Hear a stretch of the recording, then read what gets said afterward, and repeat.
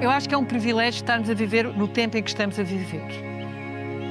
Porque ele é cheio de contradições.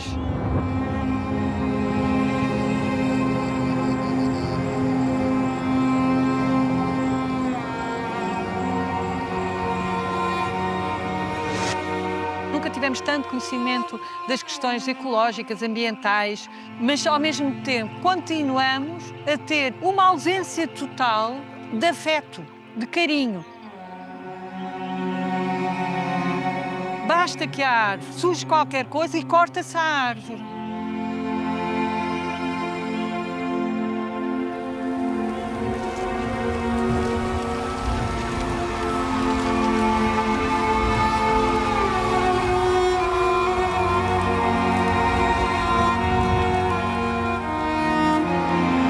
Nas últimas décadas, enquanto a temperatura média do planeta sobe, assistimos a uma sucessão sem precedentes de fenómenos climáticos extremos.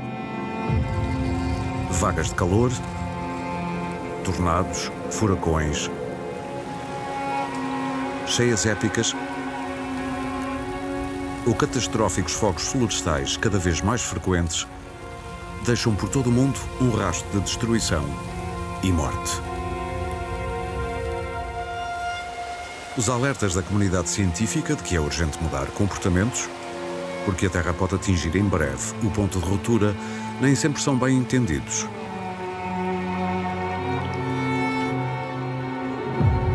E há mesmo quem insista que as mudanças em curso se devem exclusivamente a causas naturais. Afinal, de que falamos quando nos referimos a alterações climáticas? As alterações climáticas, na verdade, sempre ocorreram na história natural da Terra.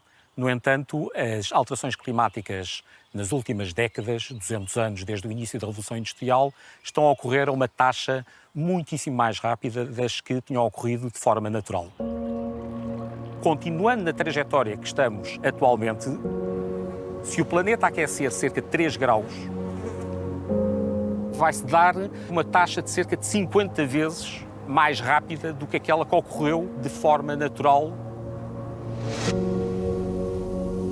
Os principais gases de efeito de estufa, o dióxido de carbono e o metano, começam a ser emitidos a uma escala industrial a partir da Primeira Guerra Mundial e depois de forma acelerada a seguir à Segunda Guerra Mundial.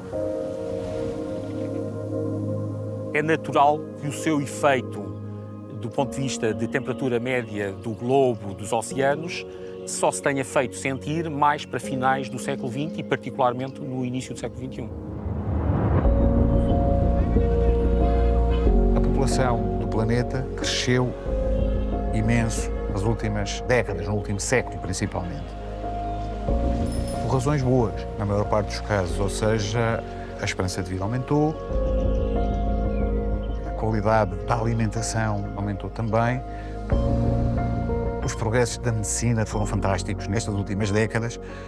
Paralelamente, nós temos, especialmente nas sociedades contemporâneas, mesmo nos países que estão mais envelhecidos, que são tipicamente aqueles que são mais desenvolvidos, nós somos muito consumidores de território. A sociedade contemporânea caracteriza-se muito por isso. Traduz, por exemplo, no número de quilómetros de autoestrada que temos, no facto de, numa família normal, a meio do século XX, teria um carro. Boa parte delas não tinham nenhum. Hoje em dia, uma família padrão, em que há um casal com 2 filhos jovens, adultos, a família tem 4 carros. O que significa necessidade de lugares de estacionamento. Às vezes já não há só uma casa, há uma casa de férias. E isso, de facto, significa maior consumo de território. No território português, um dos recursos naturais mais ameaçados pelas mudanças em curso é a água potável. Se é verdade que o clima mediterrâneo se caracteriza por invernos chuvosos e verões secos, também é certo que a seca tem sido cada vez mais persistente e não está previsto que possa melhorar. Nós sabemos que o que vem aí é mais quente do que o atual e muito mais quente do que o que se verificava há 100 anos. Portanto, não há qualquer dúvida de que vamos ter ondas de calor mais intensas em todo o lado, em que certas zonas, como no Mediterrâneo, vamos ter secas mais frequentes e que, por exemplo, incêndios florestais vão ocorrer com mais frequência. Do lado de extremos de inverno, vamos ter precipitação extrema também com mais frequência, ainda que no total possa chover um pouco menos e com uma distribuição profundamente distinta. A região mediterrânica tem uma característica muito peculiar, é que nós temos chuva de inverno e temos um verão seco e quente. Isto não é verdade na Europa em geral. E essa chuva de inverno tem uma outra característica, ela varia muito ano para ano.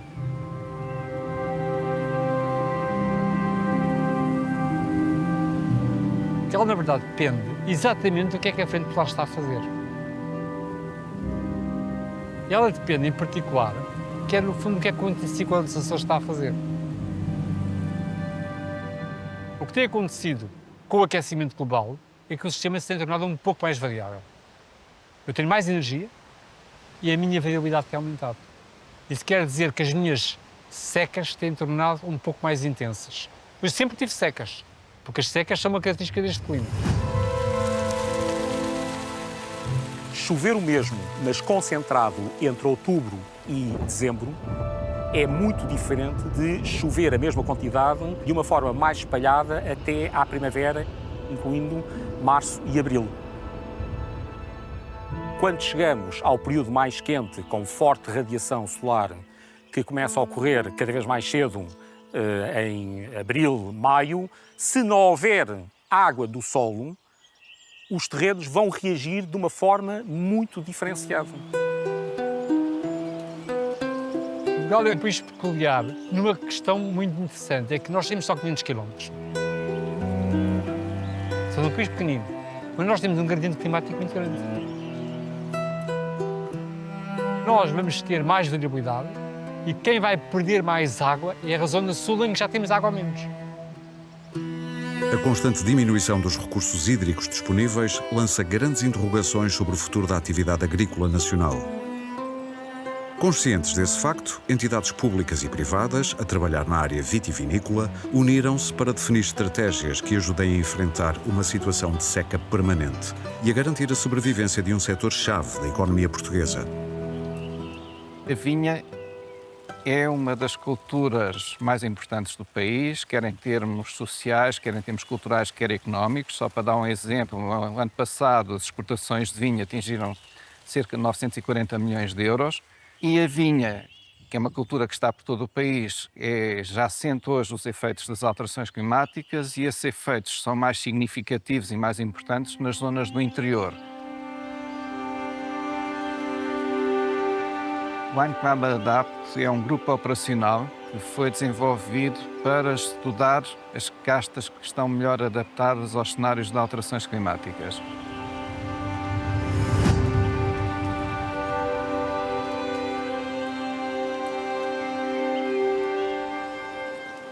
Já são conhecidos alguns impactos das alterações climáticas na vinha, como, por exemplo, reduções de ciclos. Normalmente, o que tem acontecido são verões mais quentes, primaveras mais quentes, então os ciclos encurtam muito. Depois, na altura da maturação, há desequilíbrios na maturação, há perdas de acidez, excessos de maturação e, para produzir vinhos de qualidade, são problemas muito significativos.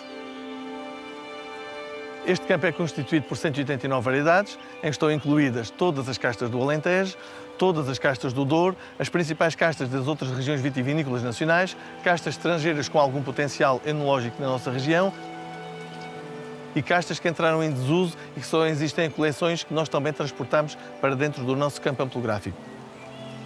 Cada uma das linhas é constituída por 112 plantas. Dessas 112 plantas dividimos ainda em 3 modalidades. A primeira área, 1/3 da linha, em que a planta não tem qualquer stress hídrico, está em conforto hídrico. Uma zona intermédia que nós colocamos algum stress hídrico na planta através da rega. E o último terço é de sequeiro. A planta, durante o seu ciclo, não recebe qualquer água, a não ser que seja água da chuva. O objetivo deste estudo é encontrarmos quais é que são as castas nas nossas condições de alterações climáticas, de agricultura biológica, que melhor se adaptam à nossa região e que no futuro podem entrar na produção dos nossos melhores vinhos.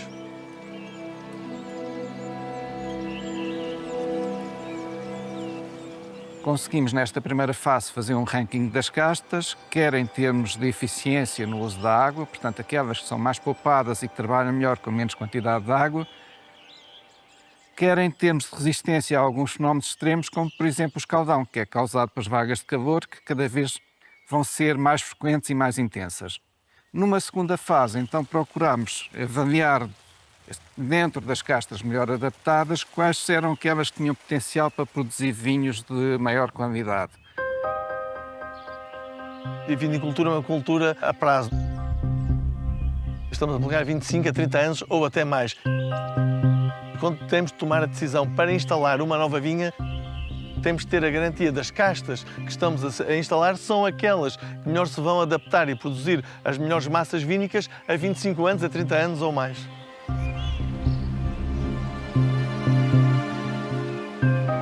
Este trabalho que nós fizemos é aplicável nas outras zonas do país porque fomos escolher uma das zonas mais quentes, neste caso Reguengos de Monsaraz. E aquilo que temos hoje vai ser aquilo que iremos ter daqui a umas décadas em grande parte do interior do país. Daí nós entendemos que as condições são replicáveis e os resultados que estamos a produzir hoje vão servir para as outras zonas. Às inquietações com o clima rural, soma-se o impacto do aquecimento urbano na qualidade de vida e na saúde da maioria dos habitantes do planeta. Em urbes cada vez mais densamente povoadas, o aquecimento é claramente potenciado pela ação humana e pela falta de cuidado com o ambiente.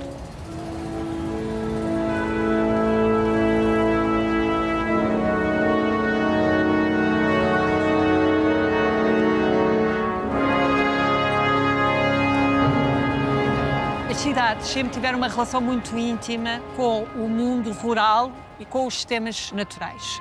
Na construção da cidade, nós temos sempre de encontrar um equilíbrio entre o edificado com materiais inertes e o construído com materiais, ou essencialmente com sistemas naturais. Esses materiais inertes são produtores de calor. A altura dessa construção pode impedir as brisas. Hoje fala-se muito nas ilhas de calor e tem a ver precisamente com isso, o não respeitar o ciclo do ar, não respeitar as brisas naturais que uma encosta e que a morfologia do terreno permite e cria, que são perfeitamente naturais, eu não preciso de nenhuma ventoinha, elas existem naturalmente. A temperatura influencia muito o stress pelo calor. Portanto, nós temos um problema triplo, que é este aumento brutal da temperatura global, que também influencia as cidades. Nós temos o efeito de ilha de calor urbana, portanto, a diferença de temperatura entre os centros mais compactos e o exterior. Nós temos ondas de calor cada vez mais intensas e mais extensas no tempo. E, portanto, essas ondas de calor, este triplo problema, quando ocorrem estes extremos térmicos, nós poderemos ter cidades demasiado aquecidas para se poder viver com saúde.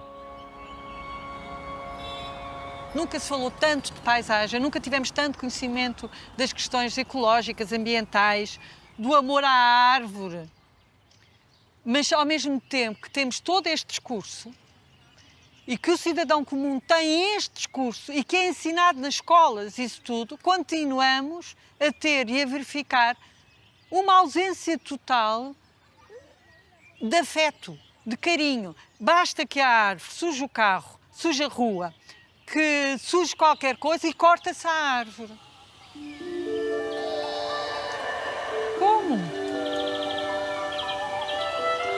Uma árvore não é só uma árvore.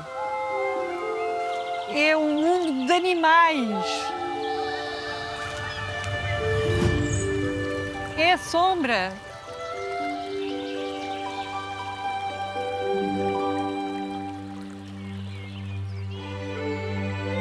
Arrefecer a atmosfera urbana implica que nós repensemos os espaços urbanos e que se utilize, sobretudo, espaços verdes para esse arrefecimento, ou seja, para tornar as cidades cool, mais cool. Se eu construir respeitando os solos, os ciclos da água, do ar, se em cada momento eu construir não contra a natureza, mas com a natureza iremos ter a cidade ideal. Nos países desenvolvidos, os planos de renaturalização das cidades integram-se em estratégias para alcançar metas climáticas acordadas internacionalmente. Apesar dos problemas levantados pelas assimetrias económicas entre nações, a esmagadora maioria dos países do mundo assinou um acordo que visa combater o aquecimento global. Ainda assim, teme-se que as suas ambiciosas metas fiquem aquém do que seria necessário. Quando falamos de aumentos limitados a cerca de 2 graus para o final do século XXI, devemos ter muito cuidado com o valor e o seu significado.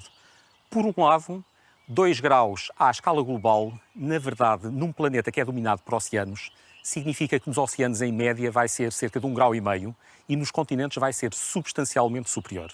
Portanto, temos que ter a noção que o mais provável é quando chegarmos a 2100 e tivermos dentro desse cenário relativamente favorável de apenas aumentarmos 2 graus a temperatura média global, provavelmente na Europa estamos a falar de 4 graus e muito provavelmente no Ártico estamos a falar de 8, 10 graus. Os polos têm um comportamento muito distinto do resto do planeta Terra. Em particular, a zona do Polo Norte tem um comportamento particularmente suscetível a vários mecanismos de feedback das alterações climáticas. O que é que isso significa? Que se o planeta todo está a aquecer 1,2 graus, como já aqueceu nos últimos 150 anos, na zona acima do ciclo glaciar ártico, esse valor é entre os 3, 4 graus e em certas zonas mesmo do mar Ártico estamos a falar de 5 a 6 graus e praticamente nós falamos desde o período pré-industrial, mas na verdade essas alterações no Ártico são praticamente dos últimos 50 anos. O Ártico está a aquecer muito mais depressa, uma taxa cerca de 4 vezes maior do que a taxa de aquecimento médio do globo.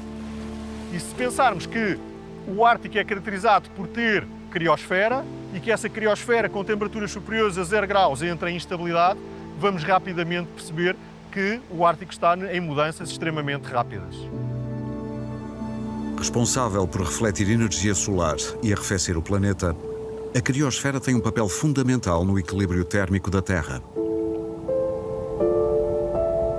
Da mesma forma, a sua diminuição tem contribuído para o aquecimento global e, consequentemente, para a expansão térmica oceânica, o que conduz ao aumento do nível do mar. As consequências deste fenómeno são já devastadoras.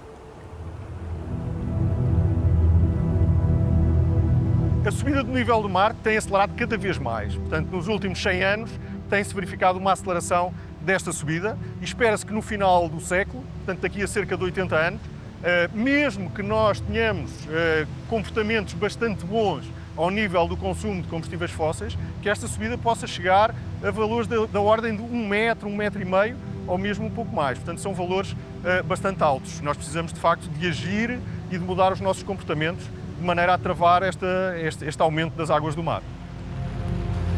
Para além do perigo que representa para as populações costeiras, o aumento do nível das águas tem também um previsível impacto nas zonas entre mar e terra.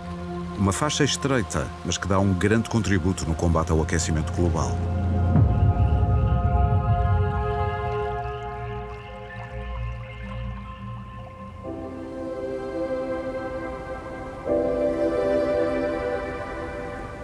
Um dos serviços que estes ecossistemas nos prestam é a mitigação das alterações climáticas.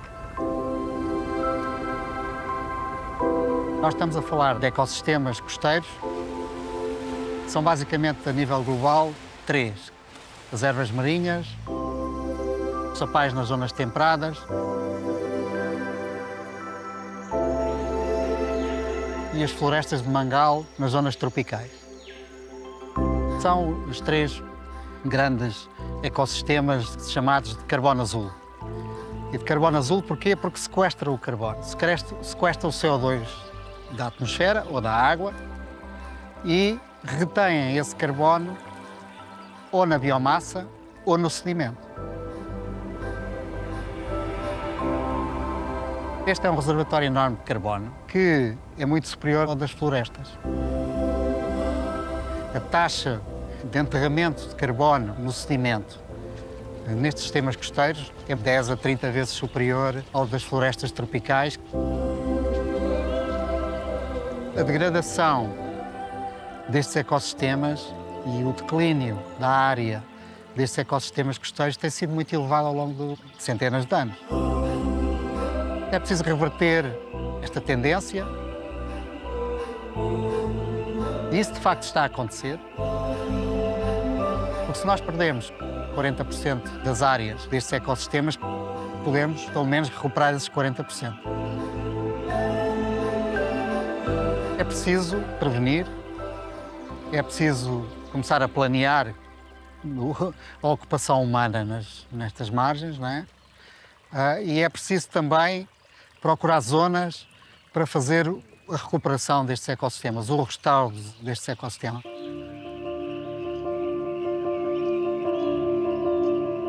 Impulsionados pelo mercado mundial dos créditos de carbono, multiplicam-se projetos de restauro de zonas úmidas e outras áreas naturais. Embora estes tenham na base motivações comerciais, a verdade é que beneficiam todos os seres vivos e contribuem para aumentar a qualidade de vida da espécie humana. Todos somos humanos, mas todos, antes de sermos humanos, somos naturais.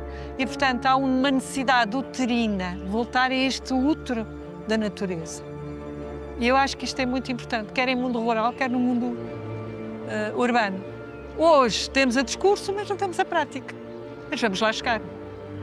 E a ideia é que as gerações atuais não corram o risco de vir a ser apontadas pelo dedo das próximas a dizer vocês estragaram isto tudo, não é? E esse risco existe.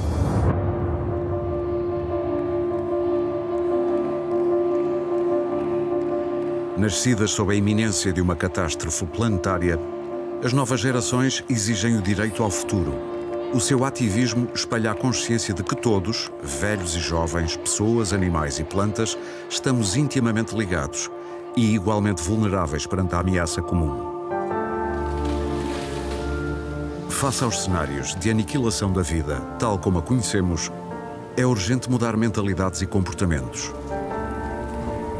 Na batalha pela sobrevivência, nenhum passo na direção certa é demasiado pequeno. E cada gota poupada, cada escolha consciente, cada gesto, conta.